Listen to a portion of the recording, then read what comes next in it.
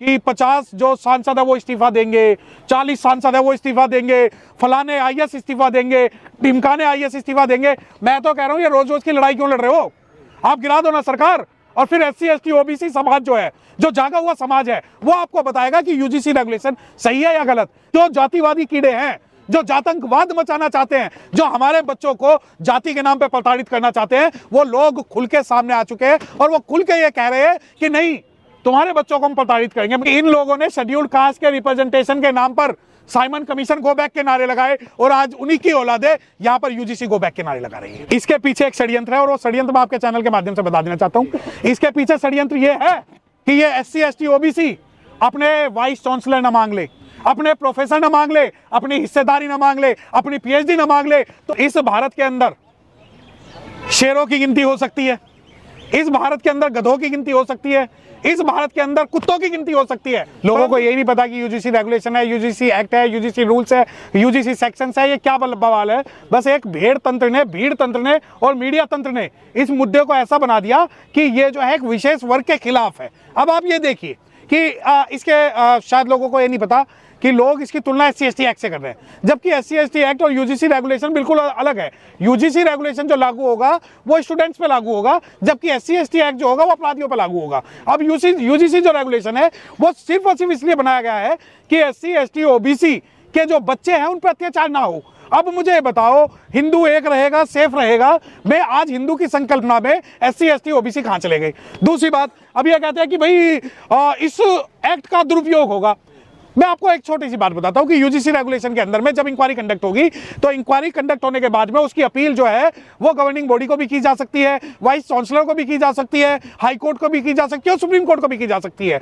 दूसरी बात, अब इन्होंने मीडिया ने एक प्रोपेगेंडा ये फैला दिया कि भाई ये जो यूजीसी रेगुलेशन है, रेगुलेशन में इस वजह से वर्ड यूज कर रहा हूं क्योंकि पहले जो सबसे ज्यादा प्राथमिकता दी जाती है वो सेक्शन को दी जाती है, सेक्शन के बाद में रूल्स आते हैं, रूल्स के बाद में रेगुलेशंस आती है। अब जैसे दिल्ली के अंदर यूजीसी एक्ट के साथ में पोश एक्ट भी पढ़ा जाता है, पोक्सो एक्ट भी पढ़ा जाता है और उसके बाद में कार्रवाई होती है। अब लोगों ने क्या कहा कि ये जो है ये एक्ट विशेषाधिकार देता है। यकीन मानिए, मैं आपको एक बात बता देता हूं कि अगर ये यूजीसी एक्ट खत्म हुआ तो शॉर्ट टर्म के लिए ऐसा हो सकता है कि एससी एसटी ओबीसी के बच्चे जो है सफर हो, लेकिन लॉन्ग टर्म के लिए इससे हर विद्यार्थी सफर होगा क्योंकि ये एक प्रोटेक्शन देता है। देखिए, अधिकार और प्रोटेक्शन में अंतर है। Protection given to the weaker section of the society that somebody should not harass to the weaker section of the society including the SC ST OBC. अब इसके अंदर क्या आया कि भाई ओबीसी और एससी, अब आप ये देखिए कि 50 जो सांसद है वो इस्तीफा देंगे, 40 सांसद है वो इस्तीफा देंगे,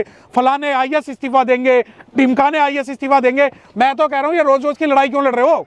आप गिरा दो ना सरकार, और फिर एससी एसटी ओबीसी समाज जो है, जो जागा हुआ समाज है, वो आपको बताएगा कि यूजीसी रेगुलेशन सही है या गलत। देखिए, यूजीसी रेगुलेशन पास करने का मतलब ये नहीं कि हम किसी नॉन रिजर्व क्लास के विरोध में हैं या उनके बच्चों के विरोध में हैं। अगर कोई एससी एसटी ओबीसी माइनॉरिटीज का बच्चा विक्टिमाइज होता है तो हमें उतना ही दर्द होगा जितना non SC ST OBC minorities का बच्चा जो है विक्टिमाइज होगा। इसके अंदर एक सेफगार्ड पैरामीटर्स बनाए गए हैं कि बच्चा जो है एक इंटरनल कमेटी बनेगी, उसके आधार पर कर देंगे।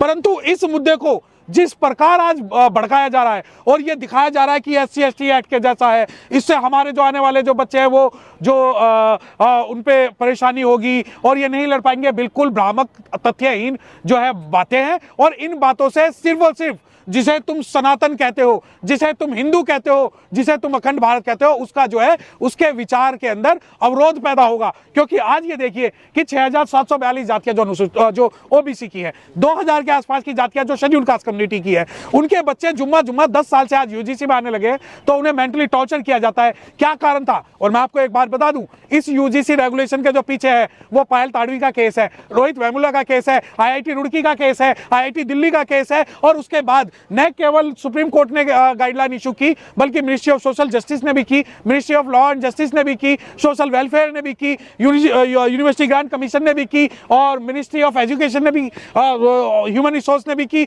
और सुप्रीम कोर्ट ने भी की। इन सब ने यह माना कि आज यूनिवर्सिटियों में जो एससी एसटी ओबीसी के बच्चे हैं उनके ऊपर अत्याचार हो रहा है। और मैं खुल के एक बात कह सकता हूं कि अगर ये प्रोटेक्शन आप SC ST OBC को दे रहे हो तो ये जनरल को भी दे दो।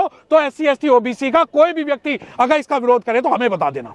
परंतु आज जब हक की बात है, हुकूक की बात है, अधिकार की बात है, प्रोटेक्शन की बात है और हमारे बच्चों की शिक्षा की बात है, तो ये जो आप ब्लैकमेल करना चाह रहे हो, ये पूरा बहुजन समाज, आज यकीन मानिए कि बहुजन समाज के अंदर जो SC ST OBC की जो कम्युनिटियां हैं, जो अपने बच्चे को मजदूर बनाना नहीं चाहती बल्कि सरकारी अधिकारी बनाना चाहती है और पढ़ाना चाहती है, उन सभी के लिए जो ये चेतावनी दे रहे हैं, उस चेतावनी से बहुजन समाज डरने वाला नहीं है। और आप ये देखिए कि आप लोग, ये लोग लॉर्ड मैकाले की शिक्षा का विरोध करते हैं, ये लोग UGC को या इन यूनिवर्सिटियों को पाश्चात्य दर्शन बताते हैं, ये लोग इंग्लिश को और इंग्लिश मीडियम कॉलेजों का बहिष्कार करने की बात करते हैं। तो आप जो भी लोग इस एक्ट का विरोध कर रहा है, उन्हें बात समझनी होगी कि यहाँ जो ये एक्ट पास हुआ है वो किसी के विरोध में नहीं हुआ बल्कि एक प्रोटेक्शन। लेकिन अपर कास्ट कह रहा है हमारे बच्चों के अधिकारों का हनन होगा, किसी भी सूरत में इसको लागू नहीं होगा। देखिए, पहली बात तो मैं आपके इस बात से बिल्कुल सहमत नहीं हूँ। अपर कास्ट और लोअर कास्ट, संविधान ने सबको, we the people of India, सबको समान बनाया है, चाहे SC ST OBC minorities, Hindu, Muslim, Sikh, ईसाई और सभी को। तो अपर कास्ट और लोअर कास्ट कुछ नहीं। इसके अंदर जो स्टूडेंट्स की बात है कि उनका जो हनन होगा, मैंने क्या कहा, अगर आप SC ST OBC को प्रोटेक्शन दे रहे हैं तो आप उनको भी दे दीजिए ना, हम विरोध नहीं करेंगे। परंतु जो जातिवादी कीड़े हैं, जो जातंकवाद मचाना चाहते हैं, जो हमारे बच्चों को जाति के नाम पे प्रताड़ित करना चाहते हैं, वो लोग खुल के सामने आ चुके हैं और वो खुल के ये कह रहे हैं कि नहीं, तुम्हारे बच्चों को हम प्रताड़ित करेंगे। मुझे एक बात बताएं, बहुत सारे न्यूज चैनल ये चला रहे हैं कि इसके खिलाफ कोई अपील नहीं है। अपील है, आप पढ़े तो UGC रेगुलेशन है क्या, आप ये तो पढ़िए कि एक्ट और UGC रेगुलेशन के अंदर अंतर क्या है। परंतु जो ये एक प्रोपागेंडा आज, लेकिन आप खुल के आप इसकी ऐतिहासिक पृष्ठभूमि समझिए कि इन लोगों ने शेड्यूल्ड कास्ट के रिप्रेजेंटेशन के नाम पर साइमन कमीशन गो बैक के नारे लगाए और आज उन्हीं की औलादे यहाँ पर UGC गो बैक के नारे लगा रही है।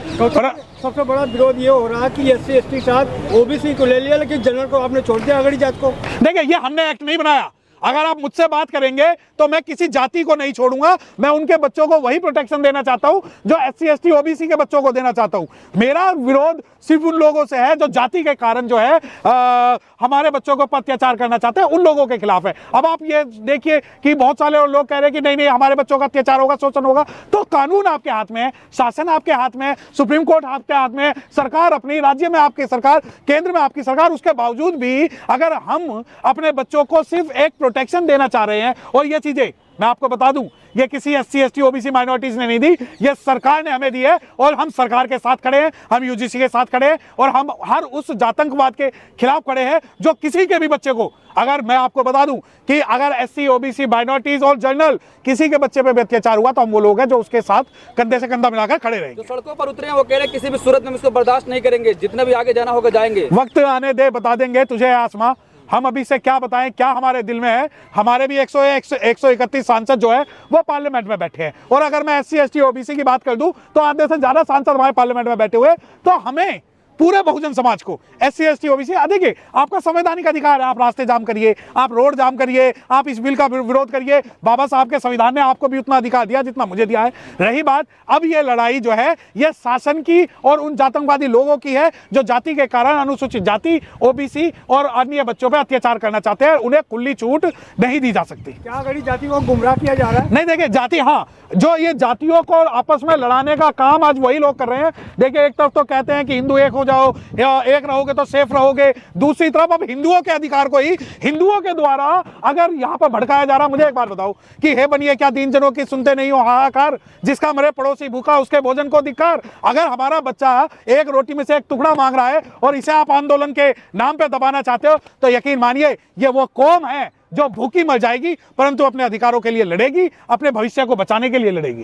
सर, रोस्टर आया था, जिस तरह रोस्टर का विरोध हुआ था, लेकिन उसके आड़ में बाद में 10% सवर्ण आरक्षण दे दिया गया। देखिए, जो यहाँ भी कुछ गुल खिला, देखिए मैं वही बिल्कुल, मैं आपको एक बात कह रहा हूँ, मेरा संपूर्ण SC ST OBC माइनॉरिटीज लोगों से एक जो है निवेदन है हाथ जोड़ के, इसके पीछे एक षड्यंत्र है और वो षड्यंत्र मैं आपके चैनल के माध्यम से बता देना चाहता हूँ। इसके पीछे षड्यंत्र ये है कि ये SC ST OBC अपने वाइस चांसलर न मांग ले, अपने प्रोफेसर न मांग ले, अपनी हिस्सेदारी न मांग ले, अपनी पीएचडी न मांग ले, तो इन्हें जो है लॉलीपॉप दे दिया गया कि यूजीसी के नाम पे लड़ते रहो। और मैं सरकार का समर्थन तब करता जब एससी एसटी ओबीसी को उनकी हिस्सेदारी के अनुरूप यूनिवर्सिटी में चांसलर बनाते, हमारे जो प्रोफेसर हैं उन्हें परमानेंट करते, उन्हें शिक्षा के क्षेत्र में भेजते, तो तब जाके हमें ज्यादा फायदा होता। तो इसके पीछे षड्यंत्र आज नहीं है, षड्यंत्र इसके पीछे निकलेगा। और इस षड्यंत्र को बचाने के लिए सभी से निवेदन यह है कि आप लोग अपने भविष्य के लिए इस यूजीसी बिल को पढ़िए और इसके अंदर ये देखिए कि इसके पीछे अभी इस प्रोटेक्टिव शील्ड के पीछे हमारे ऊपर कौन सा बम आके गिरेगा।